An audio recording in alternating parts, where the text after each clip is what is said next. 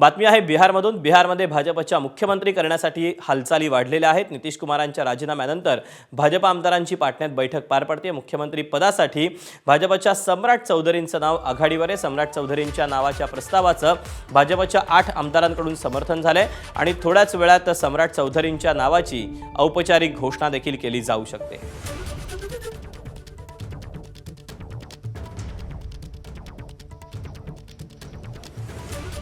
आपण याबद्दलचे अपडेट जाणून घेऊया। सोमेश कोलगे आपल्या सोबत आहे। सोमेश, नितीश पर्व संपून सम्राट पर्व सुरू होणार तर भाजपचा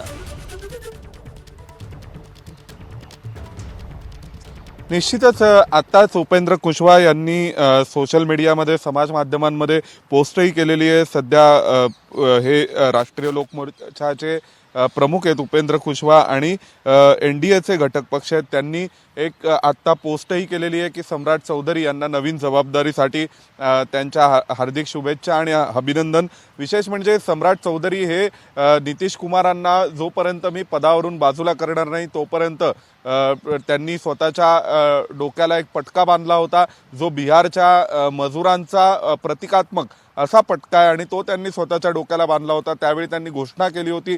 त्यानंतर अमित शाह यांनी देखील म्हटलं की नितीश कुमार यांच्यासाठी एनडीएचे दरवाजे कायमस्वरूपी बंद असतील, परंतु तदनंतरच्या काळात बिहार हे एक महत्त्वाचं राज्य आहे। नितीश कुमारांना पुन्हा एनडीएमध्ये आणण्यासाठी प्रयत्न सुरू झाले आणि मग नितीश कुमार हे एनडीएमध्ये आले आणि एनडीए म्हणून त्यांनी निवडणूक लढली 2025ची, ज्या निवडणुकीमध्ये एनडीएला अभूतपूर्व असा विजय मिळाला आणि त्यानंतर भारतीय जनता पक्ष हा सर्वात मोठा पक्ष म्हणून समोर आला होता। परंतु भाजपने नितीश कुमारांना मुख्यमंत्रीपद दिलं आणि हा बिहार पॅटर्न एक प्रकारे तयार झाला की ज्या ठिकाणी स्वतःच्या जागा जरी जास्त निवडून आलेल्या असल्या तरी सुद्धा भाजप नितीश कुमारांना मुख्यमंत्रीपदी नेमतं आणि हेच यापूर्वी सुद्धा एकदा झालेलं होतं। आपल्याला सर्वांना आठवते 2022च्या दरम्यान जेव्हा निवडणुका झाल्या होत्या तेव्हा सुद्धा नितीश कुमारांनी भाजपसोबत निवडणूक लढली, सर्वाधिक जागा भाजपच्या आल्या, परंतु भाजपने मुख्यमंत्रीपद नितीश कुमारांना दिलं होतं आणि आता सुद्धा जेव्हा सर्वाधिक जागा भाजपच्या आल्या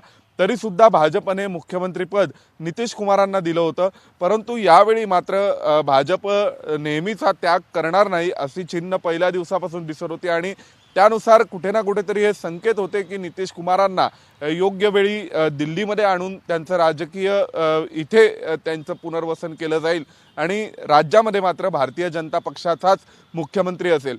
तर तो दिवस आज आलेला आहे। आज आपण पाहू शकतो की सम्राट चौधरी हे जवळपास नाव निश्चित झालेले भारतीय जनता पक्षाचे पहिले मुख्यमंत्री बिहारमधले म्हणून सम्राट चौधरी शपथ घेतील आणि नितीश कुमारांनी सर्वाधिक कार्यकाळ बिहार स्वतंत्र झाल्यापासून भारत स्वतंत्र झाल्यापासून बिहार राज्य तयार झाल्यापासून बिहारमध्ये सर्वाधिक मोठा कार्यकाळ उपभोगणारे असे मुख्यमंत्री नितीश कुमार ठरलेले आहेत। नितीश कुमारांनी सर्वाधिक मोठा कार्यकाळ मुख्यमंत्री पदाचा उपभोगलेला आहे आणि आता नितीश कुमारांनी आपला राजीनामा सुपूर्द केलेला आहे राज्यपालांकडे आणि सम्राट चौधरी यांना निवडण्यासाठी म्हणून आता भारतीय जनता पक्षाच्या लेजिस्लेटिव्ह पार्टीची विधिमंडळ पक्षाची बैठक सुरू आहे आणि आज दुपारीच भारतीय जनता पक्षाचे संघटन मंत्री BL संतोष हे देखील बिहारमध्ये पटण्याला पोहोचले होते आणि पाटण्यात आता ही बैठक सुरू आहे। या बैठकीमध्ये सम्राट चौधरी यांच्या नावावर अंतिम शिक्कामोर्तब होऊ शकतं।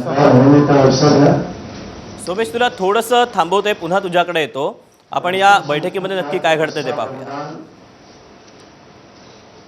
होने वाला है। जिन लोगों ने संघर्ष किया,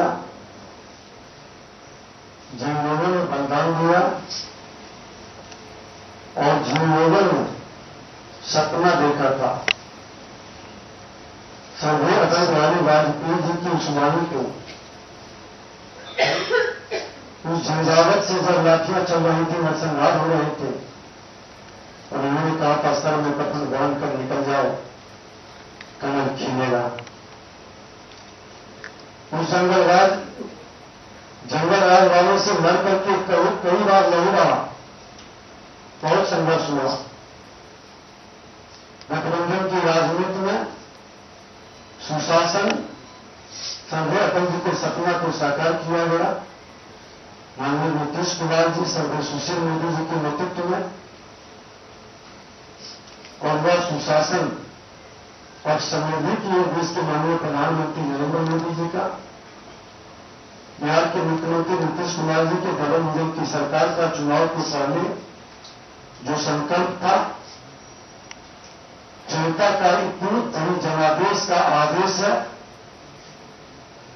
कि बिहार में सुशासन, समृद्धि और विकसित बिहार की कल्पना को साकार करने का।